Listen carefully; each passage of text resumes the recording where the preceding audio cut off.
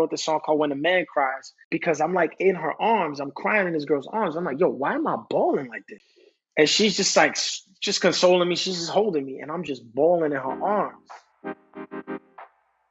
Months later, I'm in the studio, and I start thinking about that scenario. And I'm talking about, I stayed up till 6 in the morning writing this song. And I don't know why. It was the last song that I wrote on this writing trip out here in Miami. I was just in the studio. It was my last day in the studio. And I just remember, like, it's like, and I wrote this song. It's like I have to go, but I don't want to leave, because I don't know if it's the last time I'll see that pretty face and those blue eyes, and the way that I love how they stare right back in my greens, and how they see the man that I could be. But it was just like I couldn't comprehend like why I was crying so hard. I hadn't cried like that in years. Really, only us men could create an entire song about us crying, because it's an event, right? Like, Right. it's an event. Can you imagine let's just be real, like a woman creating a song about that time she cried? It's like, no, because it's that time if I ask Liz when the last time she cried was, I'm gonna guess in the last 48 hours. Or am I wrong? Oh, 24. Right. 24. I was being generous, but so Anthony, I'm curious, why do you think it is that it becomes an event? Like, for us men, when we have those moments where we're crying in somebody's arms, or we feel that pain in our chest, it's like burned into our cellular memory. It's an event because we don't allow ourselves to cry. What is it for you? Like, what is it inside you? Because I know so many men in America can relate to you, of like, what stopped you from allowing yourself to cry over the course of your life? And are you doing anything now so that you can more freely cry when stuff comes up?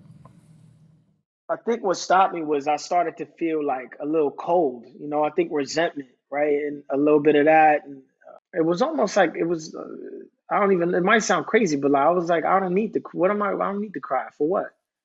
Like, I can just move on. I don't have to cry. Like, cry about what?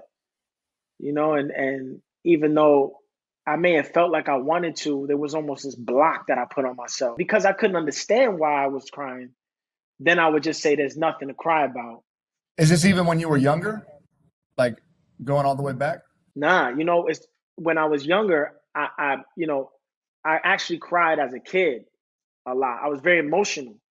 Right. And then something happened, like, especially toward my teenage years, but then especially going into college, where I was just getting cold. And then I think and then probably in the middle of my relationship as well, like, my last relationship, I was very, I think we started to grow apart, and I started to get resentful about that. So I think my disposition, instead of me crying or getting kind of emotional about it, I was very like hard and blocked. And I was very like, it's all right, whatever. If we're not going to talk about it, then whatever. If we're not going to deal with this, then whatever. And I started. Is that your coping mechanism? Is that what you go to when you feel any kind of you block? Is that how you 100%, 100%. Especially when you feel like you communicating with somebody, but y'all ain't getting nowhere. So instead of me trying to do the work to try to get there, okay, well this is not working, so maybe we can try this. Oh, this is not working, so maybe we can try this. We try one or two times, and if it ain't getting through, then it's like, all right, whatever. That. So I guess you don't care enough, which is selfish of me to say that you don't care enough. Maybe just the way I'm communicating with this person is not getting through, or the way, you know what I'm saying? But quickly I'll go to, you don't care. You've talked so much about machismo and how it affects your community, specifically those ideals of masculinity. And I'm curious if you can share sort of your, how it affected you and how you've healed from that.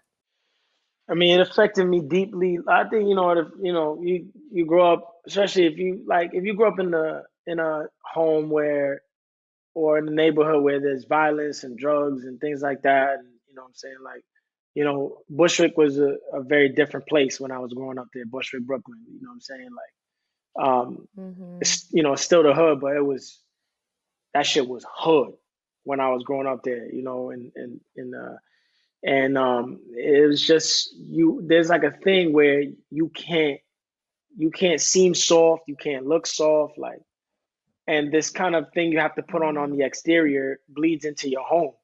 Home is not a safe place, right? You know, you still saying hurtful things to your brother or your sister, or you still carrying that personality that you have to put on as a shield. You know, so especially for men, like there's this thing, you know, you can't cry, don't look soft, like, you know, don't talk about your feelings. The less you say, the better. So I don't talk. I just punch you in your face. I don't talk. We just fight. You know, and it's like if you was one of those people, then you was deemed tough. Like, oh nah, he don't talk. He just throws the hands. Like he don't say nothing. That's the problem right there. I ain't realized that until I got around people who talk. Until I didn't realize that, Right. you know. So I'm like, yo, just, you know. And again, remember, my whole life was based on staying out of the way, staying out of trouble, trying to find, you know, if there was this much space in a nook, finding that space so I could just get out, or stay out of the way of whatever was going on over here, or whoever was arguing over here, or whatever beef was happening over here.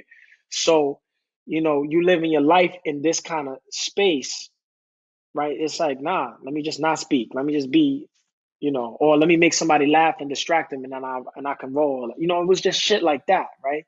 Or let me keep myself busy because it'll keep me out of trouble. You know, so these are all things that, you know, that didn't have anything to do with communication. You know, I think the first time I started really learning how to communicate was in theater in high school, was when I was getting around all these kids that are mad emotional and they're talking about their feelings. That usually when you communicate right away, you don't say what you're feeling because you need time to compute your feelings. Because sometimes people want to get it out of you right away, and you're like, yo, like, I've never been able to communicate that way. I actually need a second to process what I'm feeling.